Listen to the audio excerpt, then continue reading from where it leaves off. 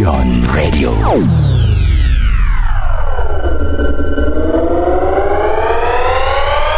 Tutur Tidula. Ku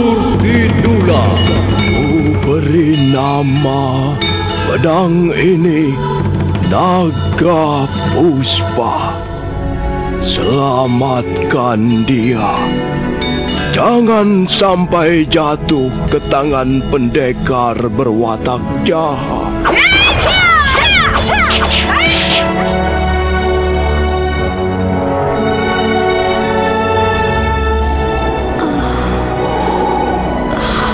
Kakang Kamandanu, kau masih juga tidak percaya bahwa aku mencintaimu.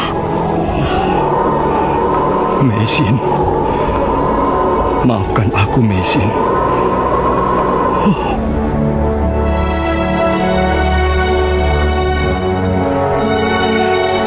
Mesin.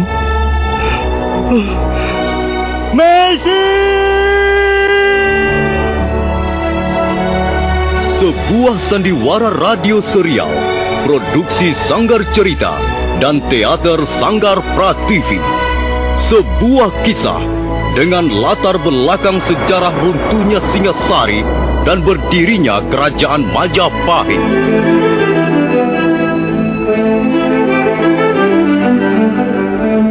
Sandiwara ini didukung oleh Ferry Fadli, Ivone Rose, dan Eli Ermawati. Cerita ini ditulis dan disusun oleh S. Tija. Teknik dan montase dikerjakan oleh Rudi Tinangon dan Joko SP. Sutradara EWS Yuwono. Kali ini mengetengahkan episode pertama dengan judul Pelangi di Atas Kurawa. Dalam seri yang ke-14 ini didukung oleh para pemain Ferry Fadli sebagai Arya Kamandanu, Ape Burhan sebagai Rekyan Wuru, Rusli sebagai Suraprabawa, Marlon sebagai Dangdi, Katarina sebagai Nyiwari, Lili Nur Indasari sebagai Narirate, dan Nusri pembawa cerita. Merah padam muka Rekyan Wuru mendengar bahwa anak gadisnya telah mengandung 3 bulan lamanya. Bekas perwira pasukan Singasari di zaman pemerintahan Prabu Ranggawuni itu segera berteriak memanggil anaknya. Nyiwari sampai gemetar ketakutan. Sudahlah, Wuru. Jangan diapa-apakan anakmu itu. Kasihan, dia pun sudah menderita karenanya. Dia sudah berani melempari mukaku dengan kotorannya. Anak setan. Ratih, apa telingamu sudah budak? Ayo sini kau. Sini. Ayahmu mau melihat mukamu yang cantik, tapi berlepotan air comberan itu. Ratih, sini. Maafkan saya, Ayah. Ini maaf untukmu.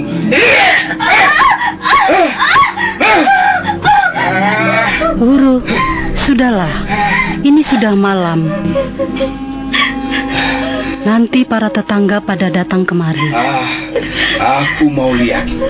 Apa ada yang berani datang ke rumahku?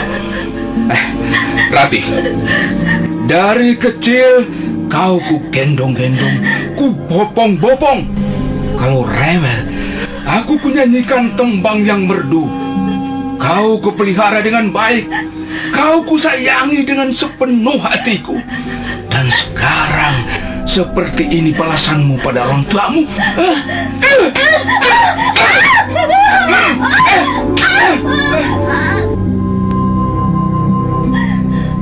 Ayo, katakan, siapa laki-laki itu?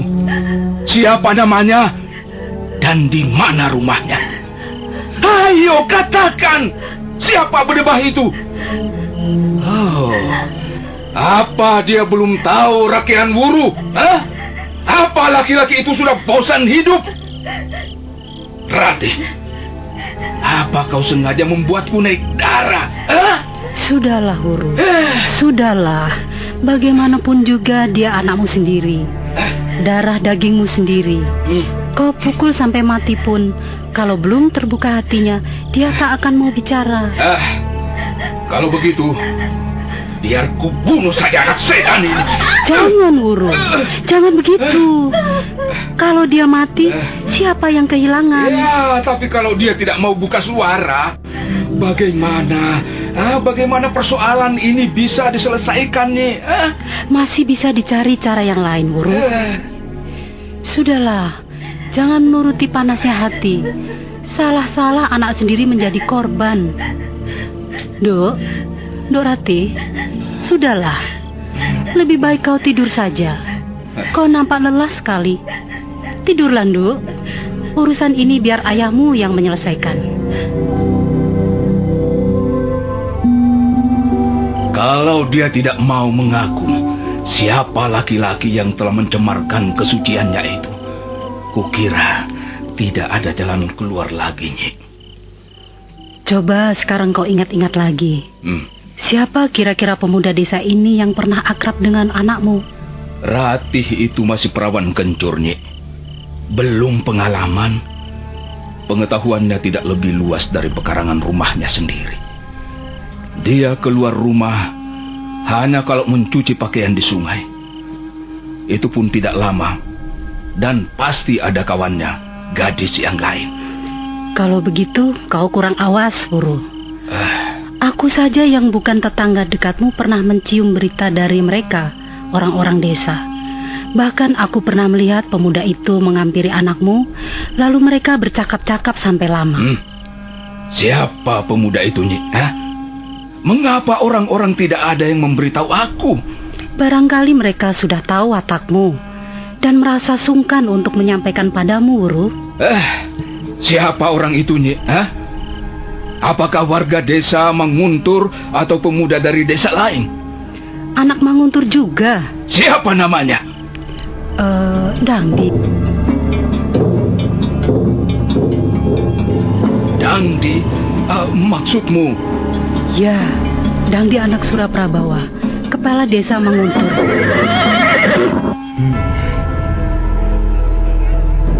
Kembali menggelegak darah Rekyan Wuru begitu mendengar nama sepelaku yang menodai kesucian putri kesayangannya. Maka tidak lagi menunggu hari menjadi terang. Pagi-pagi buta, Rekyan Wuru bergegas menuju rumah kepala desa Manguntur. Sebilah pedang terselip di pinggangnya.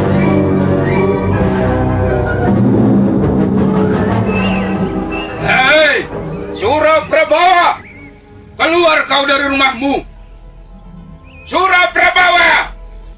Jangan merasa dirimu menjadi kepala desa Manguntur, lalu kau mau berbuat semena-mena terhadap keluargaku. Ayo, keluar kau! Ini, aku Rekyan Wuru, mau bicara denganmu.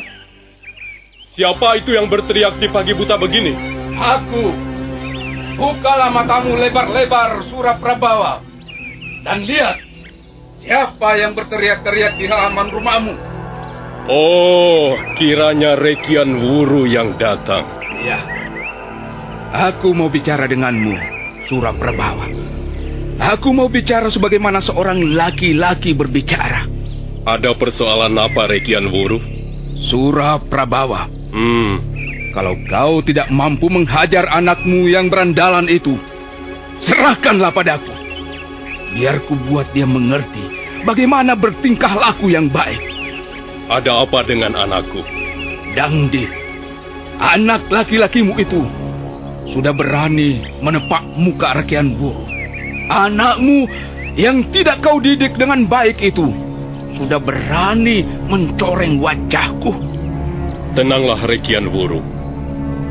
Mari kita bicarakan secara baik. Mari, masuklah ke dalam. Tidak, kita rampungkan di sini saja. Seorang tamu yang baik tentu akan mau dipersilahkan masuk ke dalam rumah. Aku bukan bertamu. Lalu apa keperluanmu? Aku mau menuntut hakku. Aku mau membuat perhitungan denganmu. Rekyan Wuru. Mengapa kau mencabut pedangmu? Anakmu sudah menghina keluargaku. Dan itu berarti Kau menghina aku. Kalau aku mencabut pedang, itu tanda bahwa harga diriku tidak terima itu. Kalau kau bisa sesumbar dengan pedangmu itu, aku pun bisa melakukan hal yang sama. Selama menjadi kepala desa Manguntur, baru kali ini aku menyambut tamuku dengan cara yang sangat tidak ramah. Tapi itu karena kau memaksa aku, Rekian Wuru. Nah, apa maumu sekarang? Bagus.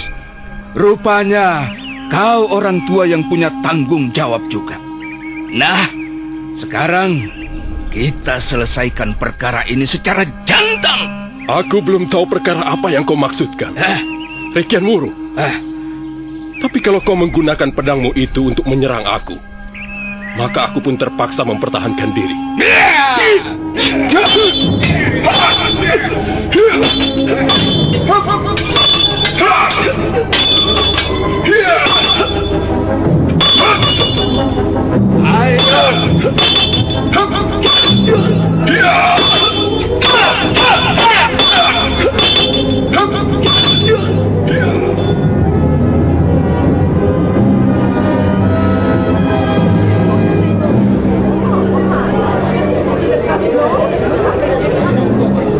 Ayo, Suraprabawa, suruh pergi orang-orangmu ini. Kita lanjutkan pertarungan ini sampai salah seorang di antara kita menjadi bangkai. Ayo, ayah, ayah, ada apa ya? Mengapa ayah berkelahi dengan Paman Wuru? Kaukah yang bernama Dangdi?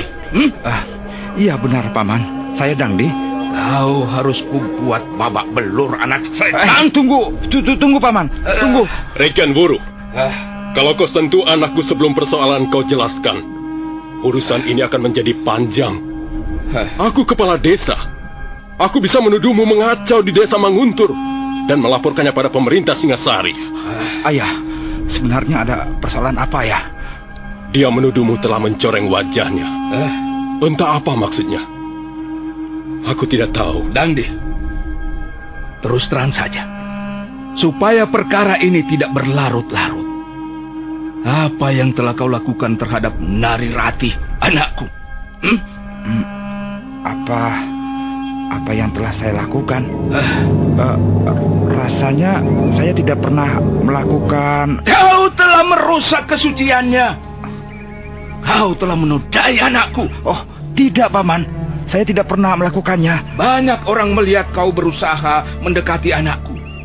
Jangan mungkir kau, Dangdi. Iya, benar, Paman. Saya memang berusaha mendekati Nari Ratih. Tapi Putri Paman Wuru tidak pernah menanggapinya. Dan setelah itu saya pun tidak mau mendekatinya lagi, Paman. Dusta! Tidak, Paman. Saya tidak berdusta. Banyak saksinya bahwa saya tidak pernah lagi menggoda Nari Ratih. Dangdi, berilah kesaksian yang benar. Akuilah kalau memang itu perbuatanmu. Sungguh, Ayah. Saya memang tidak melakukannya. Kalau kau berani berdusta, kupotong lidahmu. Aku tidak peduli, walau kau anakku sendiri.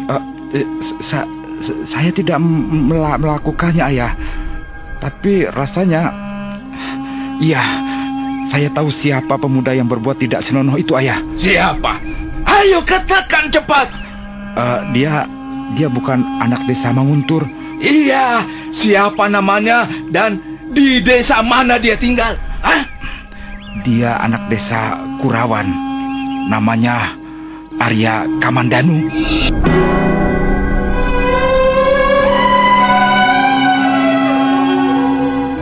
Maksudmu anak empu Hanggareksa? Iya, Ayah. Pasti dialah orangnya. Nah, bagaimana Rekian Wuru? Dangdi, awas kalau kau berkata yang tidak benar. Aku akan kembali lagi ke sini. Kalau Dangdi berani berdusta, aku sendiri yang akan membereskannya. Baiklah. Aku minta maaf, Suraprabowo, karena aku telah membuat keributan di pagi buta ini. Tidak apa, Rekian Wuru. Ini hanya kesalahpahaman biasa.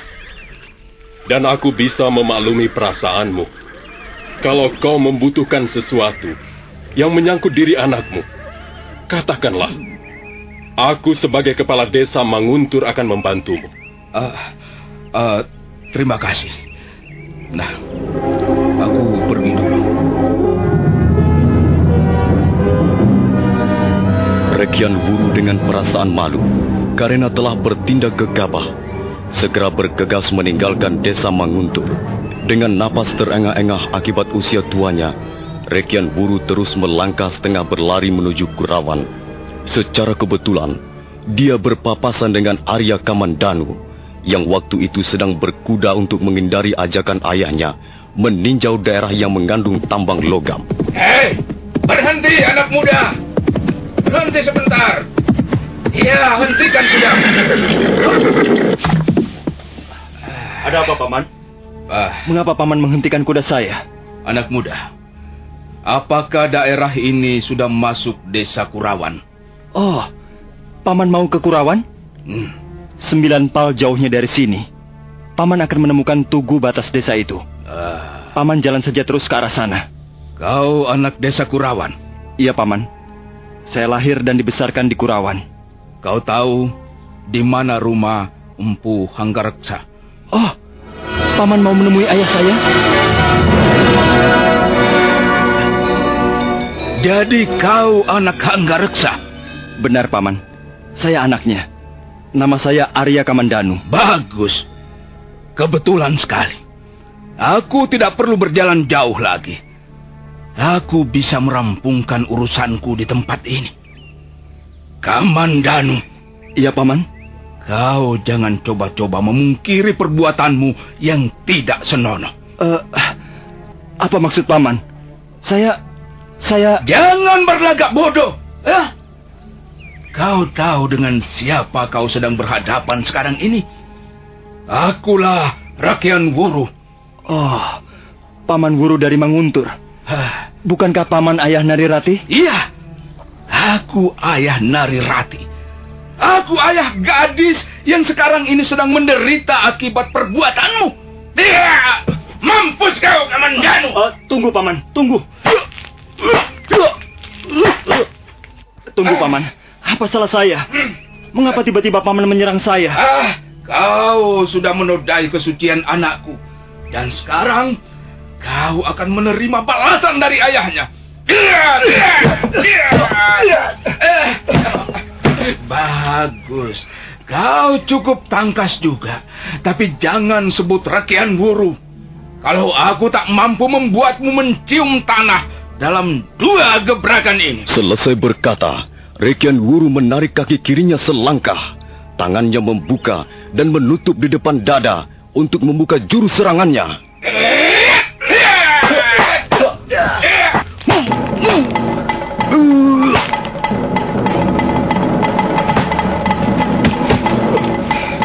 Ayo, Kamandanu. Apa katamu sekarang? Saya tidak akan berkata apa-apa. Terserah Paman Rekian Wuru saja. Jadi kau sudah mengakui kesalahanmu? Kesalahan mana yang Paman maksudkan? Medebah! Kau tikus busuk, masih juga mengaku tidak punya salah. Saya benar-benar tidak merasa bersalah, Paman. Kau sudah menodai anakku. Kau rusak kehormatannya. Kau mau mengakui atau tidak, Kamandanu? Paman Wuru salah alamat. Jawab.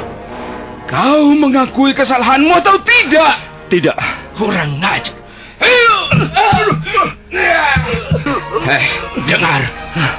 Walaupun sudah tua, sudah beruban seluruh rambutku, tapi untuk membuatmu mampus, aku masih belum kerepotan.